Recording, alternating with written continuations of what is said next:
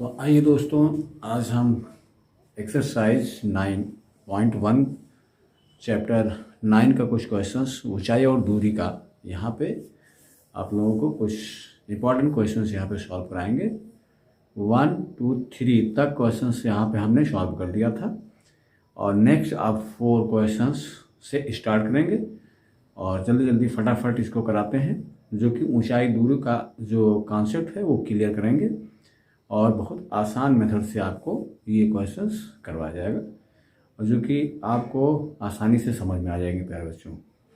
तो देखिए, पहला इसमें जो पहला, दूसरा, तीसरा हमने पहली वीडियो में किया था और ये अब आपका 4th से स्टार्ट करेंगे। तो देखिए क्वेश्चन नंबर 4।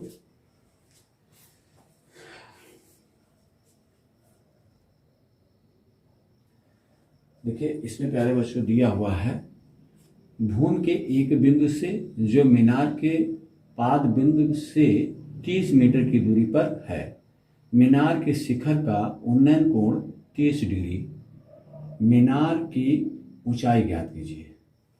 तो यहाँ पर एक बिंदु है और एक मीनार है। तो यहाँ पे सबसे पहले फिगर बना लेते हैं प्यारे बच्चों। देखिए ये हो गई एक मीनार, ये मीनार हो गई,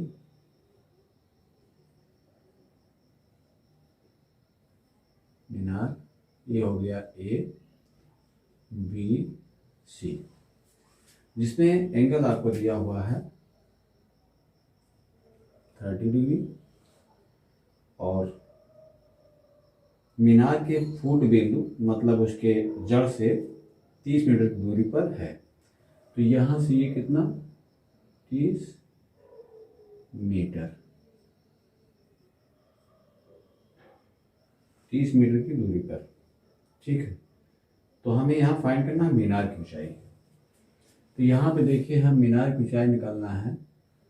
तो यहाँ पर इसको हमने मीटर में मान लिया कि कितना है S मीटर। तो मीनार की ऊंचाई को निकालना है बच्चों। तो इसमें हमने बताया था कि जैसे जब ये आपका इसका और इसका रिलेशन होगा, तो आप जानते हैं कि रिलेशन आपको मालूम होना चाहिए कि आपका परपेंडिकुलर और बेस का क्या रिलेशन होता है। तो वो रिलेशन आपको मालूम होना चाहिए किस में लगेगा। तो देखिए, हम जानते हैं कि अगर tan लेते हैं 30 और ये परपेंडिकुलर AB अपॉन BC, ये आपका दिया हुआ है, जिसको हम जानते हैं परपेंडिकुलर बाय बेस। ये आपका tan को होता है परपेंडिकुलर बाय बेस। अब हम इसकी वैल्यू हम रख देंगे। तो देखिए आपका दिया हुआ है हाइट h मान लिया और बेस आपका दिया हुआ है 30 मीटर, ठीक, ये आपका दिया हुआ है। अब यहाँ पर tan 30 की वैल्यू 1/√3। तो यहाँ पर देखिए क्रॉस मल्टीप्लाई कर दे तो ये कितना हो जाएगा 30 मीटर अपॉन कितना √3 और इक्वल टू h हो गया। तो h की वैल्यू हमें निकालने के लिए क्या कर रहे हैं, 30 × √3 का यहाँ पर रेशनलाइज कर ले। तो देखिए 3 × √3, तो ये कितना हो जाएगा 30√3 अपॉन कितना दिया हुआ 3 हो जाएगा, क्योंकि √3 का 3 से इंटू जब करते हैं, देखिए कभी भी सेम नंबर अगर रूट में हो तो इसका रूट हट जाता है। तो ये हो गया 3, यहाँ हो गया 10।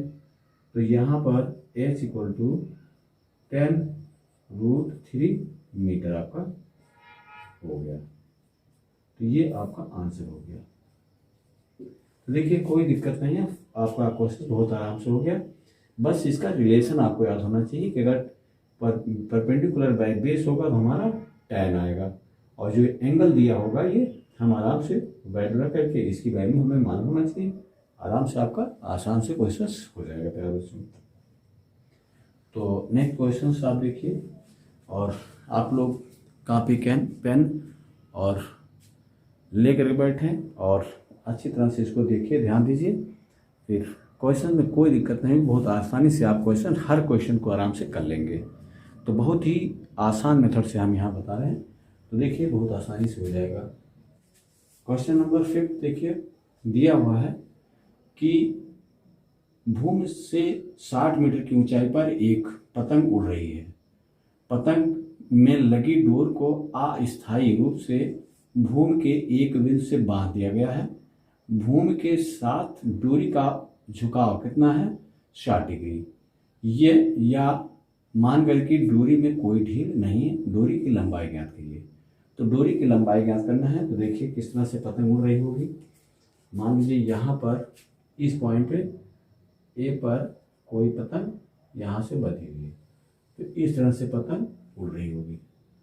तो देखिए मान लेते हैं ये आपका पतंग है, और इस तरह से प्यारे बच्चों देखिए पतंग एक सिंपली इसको हम बना देते हैं कि ये आपका पतंग उड़ रहा है, और कितनी ऊंचाई का है? ये 60 मीटर की ऊंचाई पर यहाँ पर दी हुई है। ठीक, तो यहाँ पर ये हो गया बी और ये हो गया सी पॉइंट।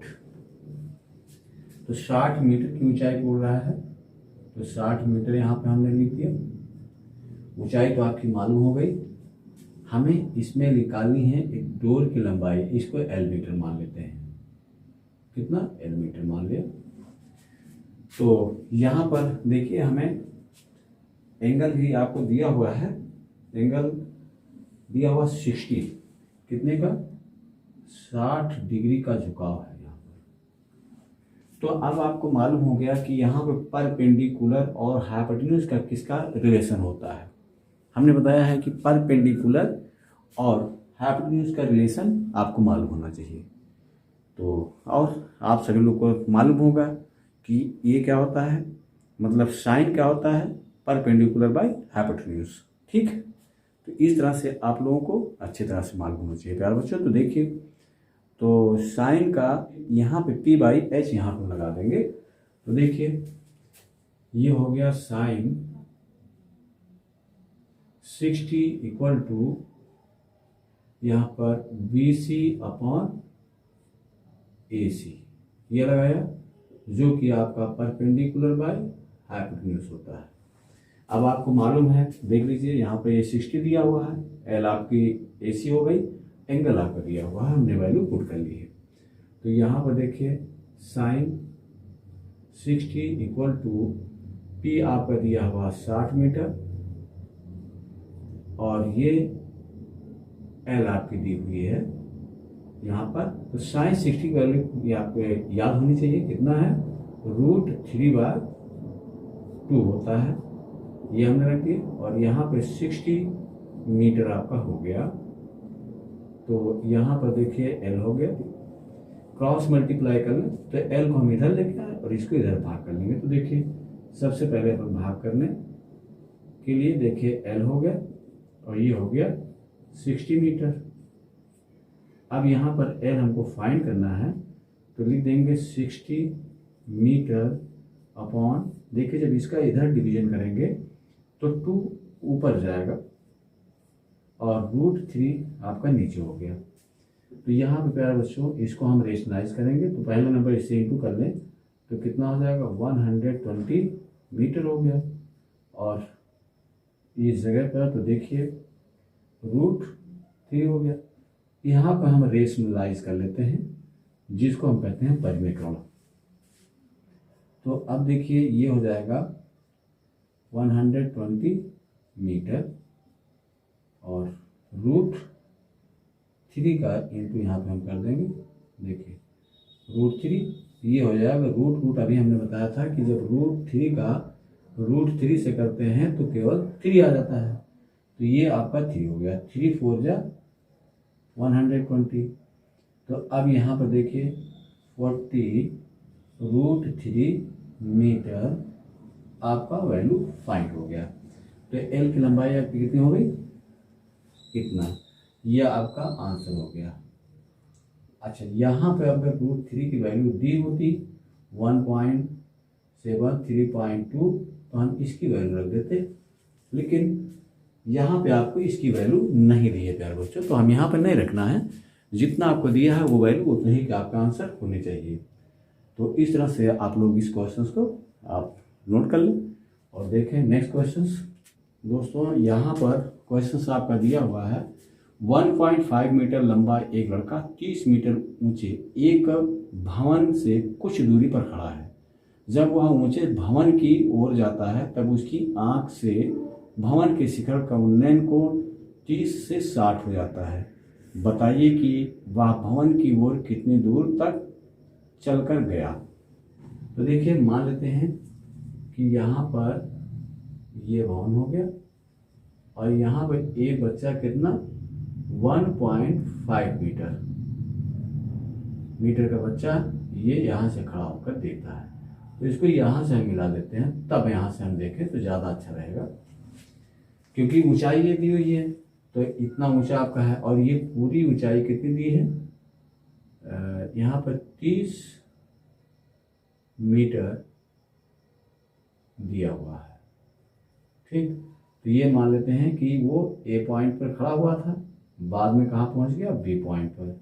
तो यहाँ से दोनों का कोण देखिए, ये आपकी हो गई 30 डिग्री और ये हो गया आपका 60। तो यहाँ से ये दूरी भी हमें बतानी है, तो इसको मान लेते हैं मीटर में। तो ये हमें पता लगाना है और यहाँ पर ये हमें मान लेते हैं वाई मीटर है।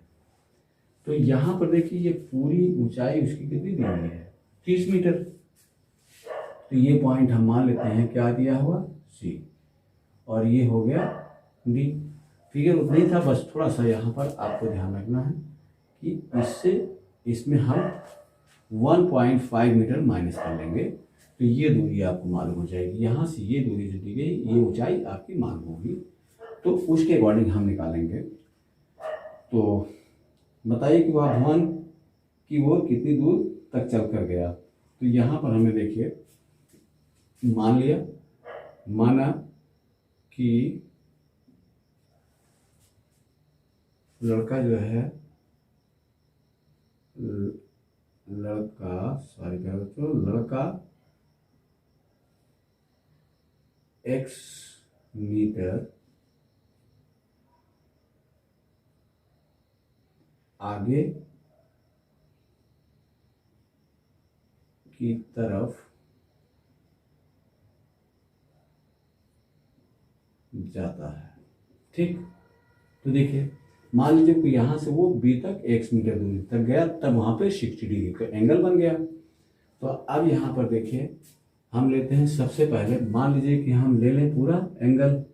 तो जब पूरा लेंगे, अगर ये पूरा लेंगे तो 30 से स्टार्ट करेंगे।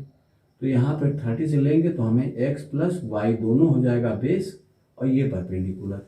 तो tan लगा लेते हैं। देखिए पहला स्टेप tan 30 लेते हैं और यहाँ पर देखिए ये जो दूरी होगी वो कितना होगा, क्योंकि पूरी ऊंचाई आपकी है 30 पॉइंट इतने में से कितना 1-5 मीटर इसमें से माइनस कर देंगे। ठीक, तो ये कितना हो जाएगा 5.9 से 1 गया 8, ये हो गया 28 मीटर।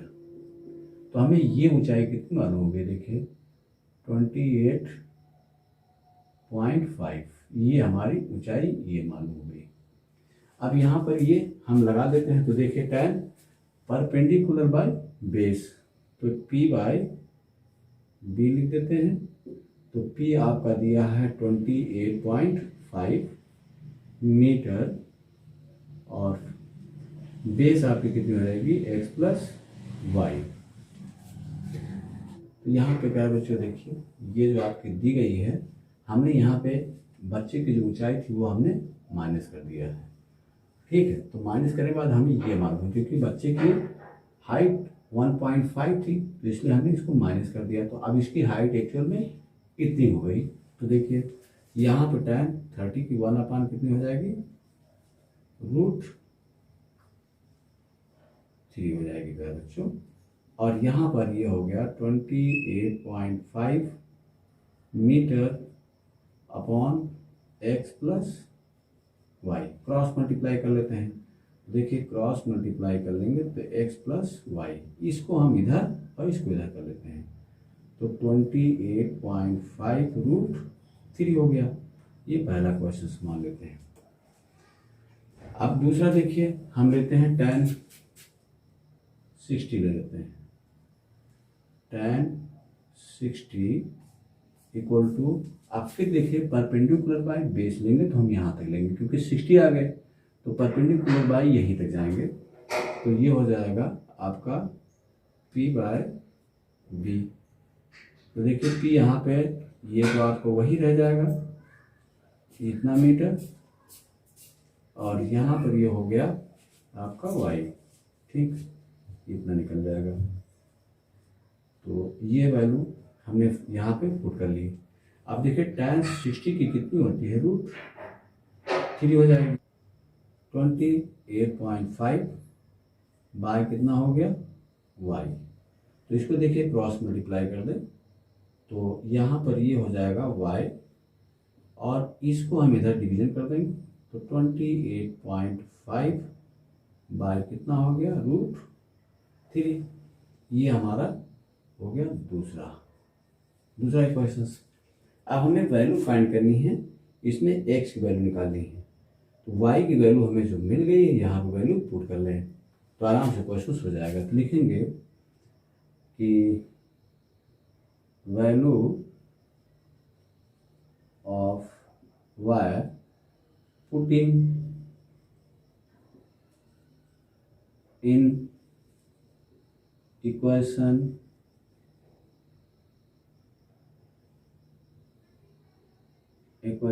फर्स्ट। तो देखिए ये y की वैल्यू हमने फर्स्ट में वैल्यू पुट करना है। तो देखिए x प्लस वाई के प्लेस पर ये वैल्यू हम पुट कर लेते हैं तो 28.5 बाय √3 इक्वल टू आपकी हो जाएगी 28.5 √3। क्रॉस मल्टीप्लाई कर देते तो यहाँ पे इसका भी कर लेते हैं, या तो हम सीधा सिंपली इधर लेके चले जाएं। तो देखिए जब इसको इधर ले जाएंगे तो सिंपली यहाँ पे कर लेते हैं। देखिए ये हो गया x इक्वल टू 28.5 √3 माइनस ये पोर्शन जब उधर राइट हैंड मूव करेंगे तो ये 28.5 बाय √3 हो गई। अब सिंपली इसको क्या करते हैं, एलसीएम ले लेते हैं। तो देखिए इसको क्रॉस मल्टीप्लाई कर लें तो 28.5 इंटू √3 और यहाँ पे हो जाएगा 28.5 अपॉन हो गया √3। तो देखिए अब यहाँ पे वैल्यू इंटू जब इसका इसमें कर देंगे रूट हट जाएगा तो 28.5 इंटू 3 हो गया। हमने अभी बताया रूट का इंटू करते हैं 3 का तो 3 आ जाएगा और ये 28.5 हो गया। अब नीचे आपका हो गया √3। तो देखिए 3 5 जा 15, 3 8 जा 24, 25, 3 2 जा 6 और ये 8 हो गया। तो पॉइंट यहाँ पर हमने वैल्यू लगा दिया। 3 5 जा 15, 3 8 जा 24 और ये 25, 3 2 जा 6 और 2 8 माइनस 28.5 अपॉन √3।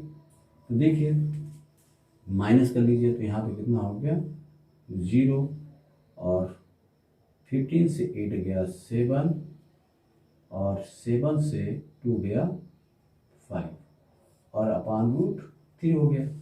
तो यहाँ पर रेशनाइज अगेन इसको कर लेते हैं। तो देखिए 5 7 बाई √3 और यहाँ पर √3 से इंटू कर लें तो आपका हो गया 57 √3 और ये हो गया 3 से इसको हम कैंसिल आउट कर दें तो ये आपका हो गया प्यारे बच्चों 19√3 मीटर आपका आंसर हो गया। ठीक, ये आपका आंसर हो गया। तो थोड़ी सी इस पर आप ध्यान रखें प्यारे बच्चों, बहुत आसान है। बस ये दोनों इक्वेशन आप बना लें और इक्वेशन बनाने के बाद ये जो वैल्यू आपकी दी हुई है आराम से इसको सॉल्व कर ले, आपका आंसर निकल जाएगा प्यारे बच्चों। तो ठीक है, नेक्स्ट क्वेश्चन से देखिए।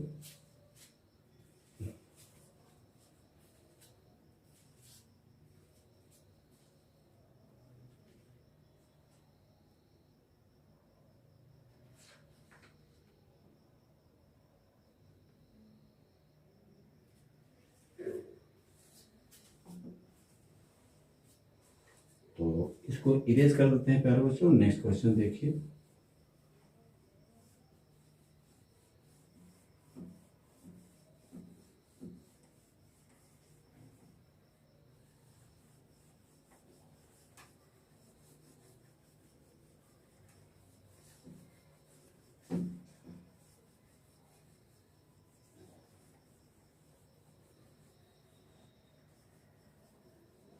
तो प्यारे बच्चों, ठंडी बहुत ज़बरदस्त पड़ रही है। देख रहे हैं कि मतलब मजबूती से पहन करके जो है गर्म कपड़े ठंडी में जो है इस समय आपकी वीडियो तैयार की जा रही है। तो प्यारे बच्चों, लाइक कमेंट और शेयर ज़रूर करते रहें। और आप अगर नए इस चैनल पर हैं तो इस चैनल को सब्सक्राइब जरूर कर लें, जिससे आपको नोटिफिकेशन एडवांस मिलती रहे और इसका फ़ायदा आपको मिले ज़रूर। ठीक, अब नेक्स्ट क्वेश्चन प्यारे बच्चों देखिए। यहाँ पर दिया हुआ है, भूमि के एक बिंदु से एक 20 मीटर ऊंचे भवन के शिखर पर लगी एक संचार मीनार के तार, तल और शिखर के उन्नयन कोण क्रमशः 45 और 60 है। मीनार की ऊंचाई ज्ञात कीजिए। तो यहाँ पर जो भूमि के एक बिंदु से एक 20 मीटर ऊंचे भवन के शिखर पर लगी एक संचार मीनार के तल और शिखर के उन्नयन कोण क्रमशः 45 और 60 है। तो मीनार की ऊंचाई हमको ज्ञात करनी है।